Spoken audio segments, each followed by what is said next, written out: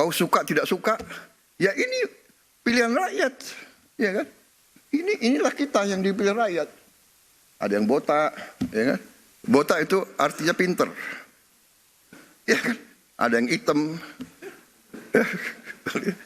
ya tapi ini pilihan rakyat. Bagaimana?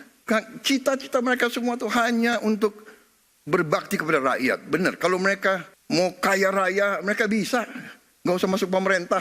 Hadirin yang kami hormati, selanjutnya mari kita simak bersama pembukaan sarasehan ekonomi oleh Presiden Republik Indonesia, Bapak Prabowo Subianto.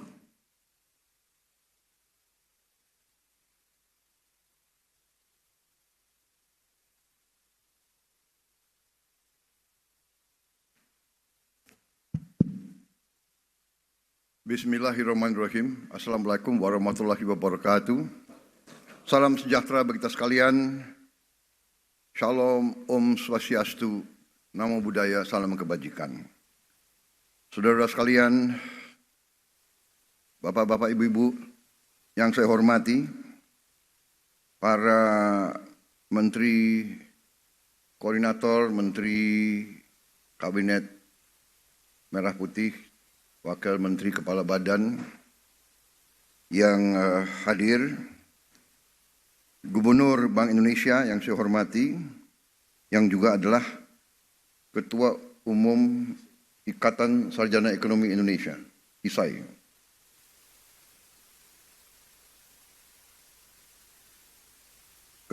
Ketua Dewan Komisioner OJK, Saudara Mahendra Siregar, terima kasih kehadirannya.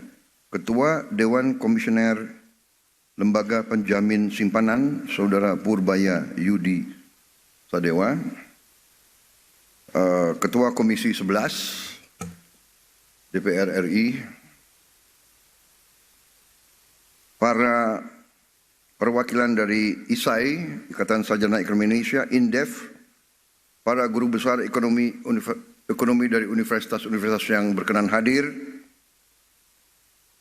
para pelaku perbankan, para direktur utama Himbara, para ketua asosiasi ekonomi dan usaha, antara lain Ketua Umum Apindo, Kadin, HIPMI, ini banyak singkatan-singkatan ya. AEI, TAI, APII, HKTI, saya hafal HKTI, AAJI, AAUI, AParindo, ASIPindo, CSIS, Perbanas Asuransi, Serikat Pekerja, Serikat Tani, dan lain sebagainya. Tolong nanti staf lebih rinci ya supaya jelas. Rekan-rekan pers, media, tamu undangan yang saya hormati. Tentunya sebagai insan yang bertakwa, marilah kita tidak henti-hentinya memanjatkan puji syukur kehadirat Tuhan Maha Besar, Tuhan Maha Kuasa, bagi umat Islam Allah Subhanahu wa Ta'ala, atas segala karunia kesehatan, kedamaian yang diberikan kepada kita sekalian, sehingga kita dapat berkumpul siang hari ini di Aula Bank Mandiri dalam keadaan sehat walafiat. Karena kita masih di awal bulan Syawal, saya ucapkan kepada seluruh umat Islam yang hadir, selamat Idul Fitri 1446 Hijriah. Mohon maaf lahir dan batin. Saya sekali lagi ingin di sini atas nama pemerintah mengucapkan terima kasih yang sebesar-besarnya kepada semua instansi, semua lembaga yang telah bekerja keras sehingga bulan puasa Ramadan tahun ini dan acara mudik dan kembali dari mudik berjalan dengan baik, lancar, dan merupakan suatu prestasi yang dilaporkan kepada saya arus mudik yang terbesar selama ini, lebih besar dari tahun lalu, tapi tanpa kemacetan yang berarti, dan yang lebih memuaskan bagi kita adalah angka kecelakaan yang turun secara drastis.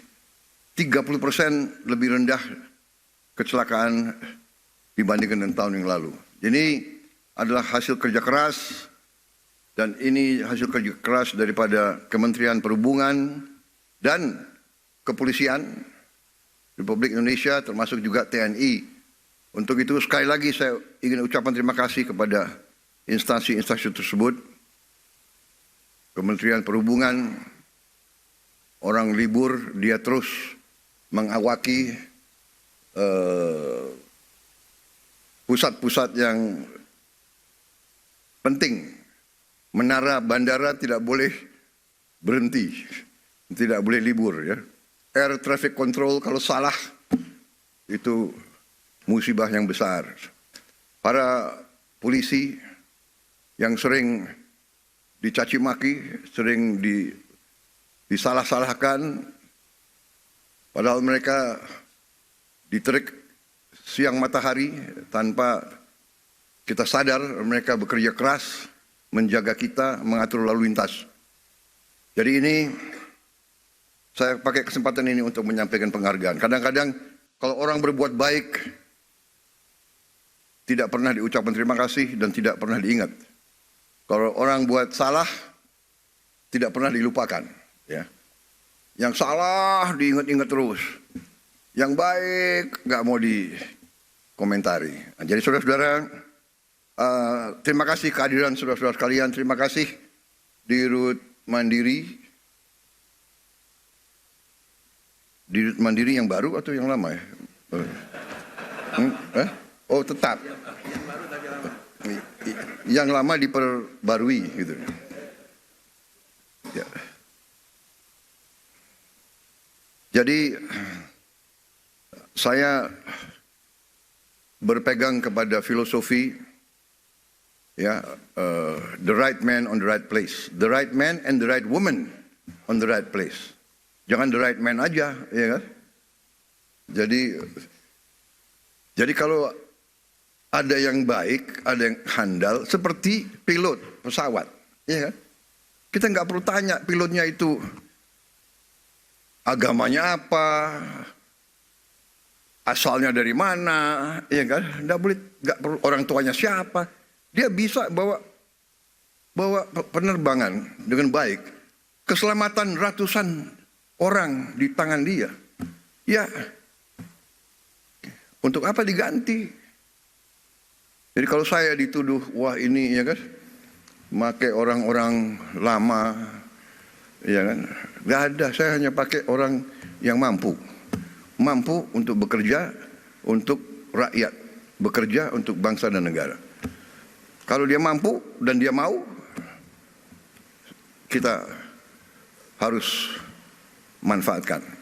Jadi berada dalam posisi bekerja untuk pemerintah itu pengorbanan sebenarnya, pengorbanan, ya. Itu sebagai ucapan terima kasih saya minta acara ini diselenggarakan. Saya minta acara ini diselenggarakan karena saya merasa setelah kita masuki 6 bulan masa bekerjanya pemerintah yang saya pimpin sebagai pemegang mandat dari bangsa, dari rakyat sejak tanggal 20 Oktober 2024, sudah saatnya kita lebih komunikatif, lebih proaktif dalam memberi keterangan tentang keadaan yang berlaku. Kemarin saya sadar beberapa minggu lalu, sudah mulai sadar bahwa komunikasi dari pemerintah yang saya pimpin memang agak kurang. Dan itu adalah tanggung jawab saya. Dan saya ingin memberi penjelasan kenapa. Karena saya menganut filosofi evidence-based performance. Jadi saya enggan bicara tanpa bukti nyata. Itu itu sifat saya. Jadi saya harus selalu dinilai, saya minta selalu dinilai oleh hasil yang saya lakukan, prestasi yang saya lakukan. Demikian yang saya minta dari rekan-rekan saya yang dekat.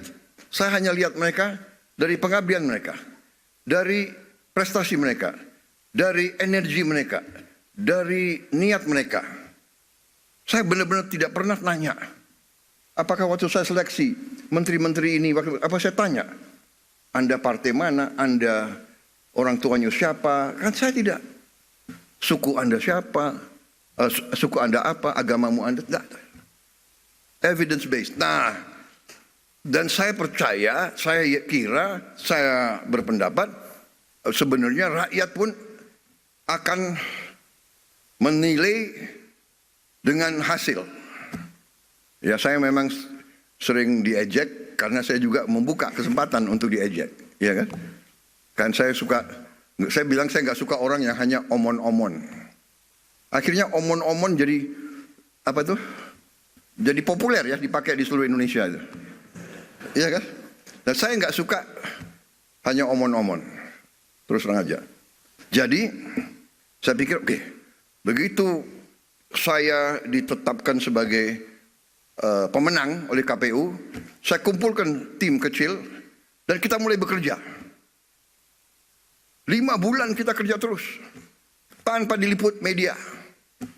Kadang-kadang diliput media malah kerjanya sulit, ya. Karena media ingin bukti seketika. Padahal tidak ada dalam manajemen suatu usaha, dalam manajemen suatu organisasi, dalam menjalankan suatu proyek, tidak bisa seketika. Yang bisa seketika itu hanya Nabi Musa yang punya tongkat. Kita manusia tidak bisa seketika. Semua itu adalah perencanaan. Perencanaan yang matang. Perencanaan dasarnya adalah pengumpulan data yang benar. Perencanaan, sesudah perencanaan mencari awak, mencari orang untuk melaksanakan rencana itu. Rencana terbaik, gagasan terbaik, tanpa awak yang bisa melaksanakan, tidak akan berhasil. Sesudah itu, baru mulai. Dan sesudah pelaksanaan, baru kita lihat hasil. Ini adalah fenomena hidup. Nggak bisa kita tanam pohon, kita minta buahnya turun lusa. Tidak mungkin. Ini melawan hukum alam. Kita cari benih yang bagus, kita cari tanah yang cocok, kita harus ada sumber air, kita harus ada cuaca yang baik, kita tanam, kita rawat, baru hasilnya mungkin 5 tahun, 6 tahun. Ya kan? Pohon kelapa sawit yang sekarang menjadi apa itu bisa dikatakan miracle crop. Saya kemana-mana semua nanya, semua minta kelapa sawit dari Indonesia, kelapa sawit dari Indonesia. Kelapa sawit itu 5 tahun baru produktif. Iya kan? 5 tahun, 6 tahun. Jadi dibutuhkan perencanaan, pemilihan personalia, pelaksanaan yang benar, dan keteguhan, ketabahan, dan kesabaran. Jadi saudara-saudara, waktu kita ambil alih pemerintahan, kita bekerja keras karena kita persiapannya sudah baik. Dan kita sudah punya strategi, kita sudah punya keyakinan apa yang harus kita lakukan. Dan bagi kami sangat terbuka, kami sangat transparan, kami buat buku strategi transformasi bangsa. Dan kita sebarkan, saudara bisa buka di situ. Di situ jelas dan gamblang dasar-dasar pemerintah yang saya pimpin. Dasarnya adalah Pancasila dan Undang-Undang Dasar 45. Bukan sebagai mantra, bukan sebagai slogan, bukan sebagai moto, sebagai dasar pemikiran. Ekonomi kita apa? Ekonomi kita adalah berdasarkan Pancasila dan Undang-Undang Dasar 45. Berarti ekonomi kita harus berdasarkan sila-sila itu. Berketuhanan harus mengandung persatuan Indonesia. Kita tidak mau pertumbuhan Indonesia bubar, tidak mau. Kita tidak mau menjual kekayaan kita dengan murah. Kita tidak mau menjual tanah kita kepada bangsa asing dengan murah. Semua tujuannya persatuan Indonesia, kemanusiaan. Kita tidak mau yang lemah ditinggal. Kita tidak mau yang miskin disuruh bersaing dengan yang kuat. Saudara-saudara, ini dasar kerakyatan dan terakhirnya tujuan kita keadilan sosial. Ini yang mendasari pemerintah kita. Dan pelaksanaannya pasal-pasal ekonomi yang ada di Undang-Undang Dasar 45. Pasal 33. Bahwa ekonomi kita ya azasnya adalah kekeluargaan. Saya ulangi, perekonomian kita azasnya adalah kekeluargaan. Tidak boleh ada orang yang lapar di Republik yang merdeka 80 tahun. Tidak boleh ada orang yang tinggal di bawah kolong jembatan. Ini menusuk rasa keadilan. Tidak boleh ada orang yang tidak makan. Ini yang mendasari dan kita buat strategi. Strategi kita ternyata adalah sejalan dengan PBB, dengan United Nations Sustainable Development Goal. Yang utama food, energy, water, dan SDG, sasaran SDG yang lainnya semua.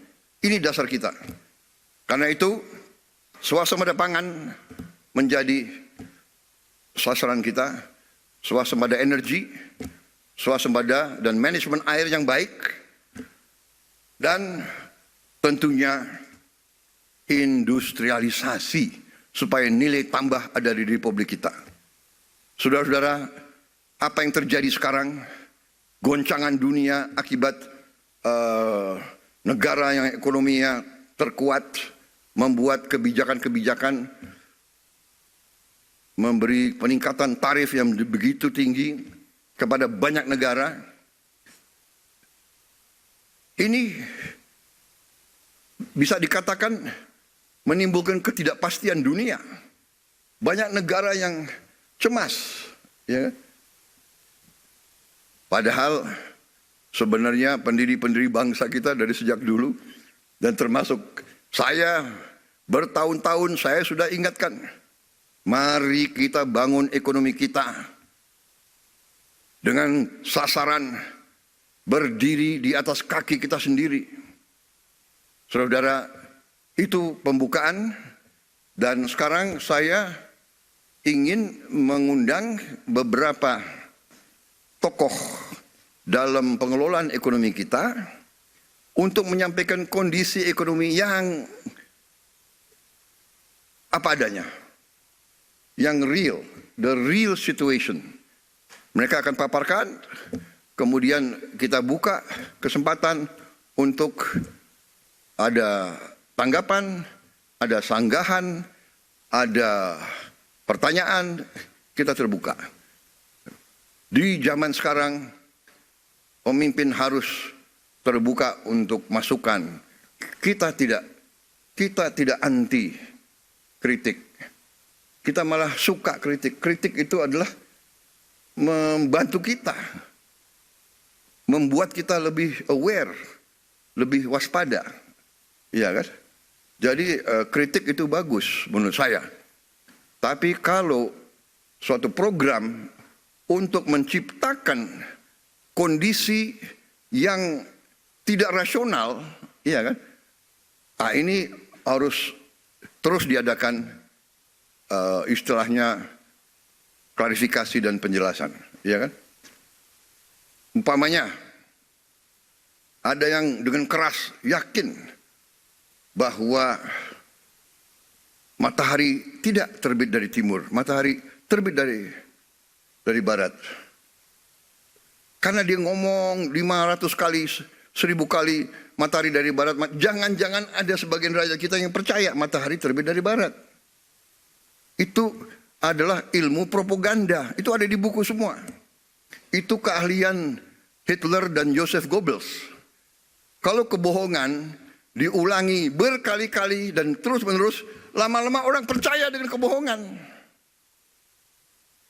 Itu ada di buku The Art of Propaganda, ya kan? Dan itu kita pelajari, semua negara pelajari. Dan itu yang dilakukan, itu namanya psychological warfare, psychological operation, dan itu sering dilakukan untuk mendestabilisasi suatu negara yang tidak disukai oleh negara lain. Jadi saudara-saudara, ada lagi azas kedua dalam teorinya Joseph Goebbels. The bigger the lie, the easier people to believe. Jadi kebohongan yang lebih besar, mudah untuk orang percaya. Oh ya, jangan-jangan benar ya, ya kan? Jadi sekarang mudah, fake news, hoax itu mudah. Tapi kita tidak boleh istilahnya gerundel. Ini realita. Karena itu ya kita terbuka. Ya, sesuatu serangan kebohongan hanya bisa dihadapi dengan membuka diri, memberi penjelasan apa adanya, berdasarkan fakta, berdasarkan kenyataan, berdasarkan ilmu dan matematik. Ya kan? Kebohongan bisa diteruskan, tapi satu saat begitu kebohongan kelihatan, hilang kepercayaan dari orang.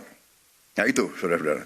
Jadi suatu rezim atau suatu organisasi atau suatu kelompok yang melancarkan sesuatu atas dasar kebohongan akan dipatahkan. Saya juga heran. Ya, ada orang yang mengatakan Indonesia gelap. Ya, saya kalau dia memang merasa gelap ya itu hak dia. Tapi kalau saya bangun pagi saya lihat Indonesia cerah. Iya kan? Kalau saya ketemu petani gembira. Harga pangan, peningkatan hasil mereka naik secara drastis. Produksi naik secara drastis. Kita potong semua regulasi yang nggak benar. Kita sederhanakan. Saudara-saudara, ada Menteri Pertanian di sini. Menteri Pertanian itu selalu ada di sawah, keliling kemana-mana, ya sudahlah, nggak apa-apa. Dia mengatakan kepada saya, Pak, tadinya dari pabrik pupuk sampai petani harus tanda tangan 15 menteri, 30 sekian gubernur, 500 bupati, baru sampai ke Gapoktan. Saya bilang Menteri Pertanian tidak ada. Dari pabrik pupuk langsung ke petani. Gak ada lagi itu tanda tangan, langsung. Alhamdulillah. Pupuk yang tadi langka, yang tadi banyak diselundupkan, yang banyak dikorupsi, sekarang sampai ke desa-desa.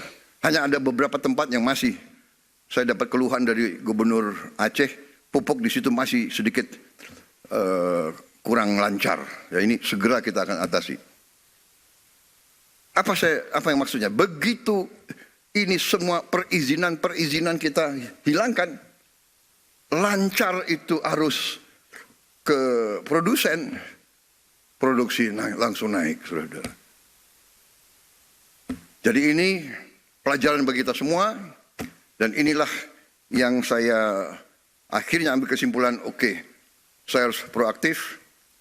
Saatnya sudah ada evidence. Ya, saya sekarang berdiri agak lebih optimis, lebih percaya diri karena evidence-nya sudah mulai kelihatan. Ya, kita akan menghadapi tantangan, tapi saya bicara dengan tim saya, ternyata situasinya dapat kita hadapi dan bisa kita kendalikan, ya kan? Jadi saudara-saudara, saya sih tidak akan melarang orang untuk selalu memandang dengan kegelapan. Kalau ada orang yang mau lihat gelap, monggo. Tapi kalau saya lihat, saya optimis, saya bangga sekarang jadi Presiden Republik Indonesia. Kekayaan kita akan kita kuasai, akan kita kelola untuk sebesar-besarnya kepentingan rakyat. Mungkin banyak kecewa, tapi dibandingkan dengan ratusan juta rakyat kita yang akan merasa bahagia, yaitu tugasnya pemerintah. Saudara-saudara, waktu saya minta disederhanakan arus pupuk ke petani, pupuk dari pabrik milik pemerintah, pupuknya disubsidi pemerintah, uang rakyat, iya kan? Kenapa terlalu banyak perantara? Kenapa terlalu banyak middleman? Hak apa mereka tuh mengutip uang rakyat untuk rakyat? Jadi saya bilang hilangkan itu semua. Ada yang datang ke saya, Pak, ada 29.000 distributor yang marah sama Bapak. Oh ya? Hati-hati loh Pak. 29 distributor itu punya konstituen. Oh ya? Saya bilang. Ada berapa petani di Indonesia? Saya tanya Menteri Pertanian, Pak. Hampir 30 juta Pak. Oke. Keluarga mereka 4. 29.000 lawan 120 juta. Menang siapa? Oh, lebih baik saya membela 120 juta rakyat daripada mereka-mereka itu. Ya, kita terbuka. Tapi saudara-saudara, rakyat yang punya hak. Kedaulatan di tangan rakyat. Kami dipilih rakyat. Kau suka tidak suka, ya ini pilihan rakyat. Ya kan?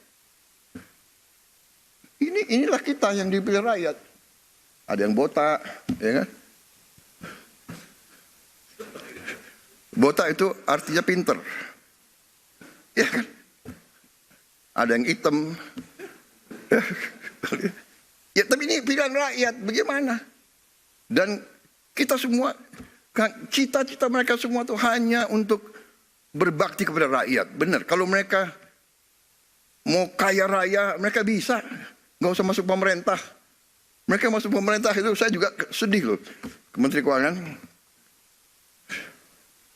Banyak yang belum dapat mobil dinas. Ya kan? Mereka kerja 6 bulan ini kerja bakti. Tapi ya, terima kasih sudah mulai apa? Sudah mulai cair. Ya, apa nih, diblokirnya udah dibuka gitu kira-kira. Baik, itu saja. Saya sekarang persilakan mulai dari Menko Perekonomian ya. Terima kasih.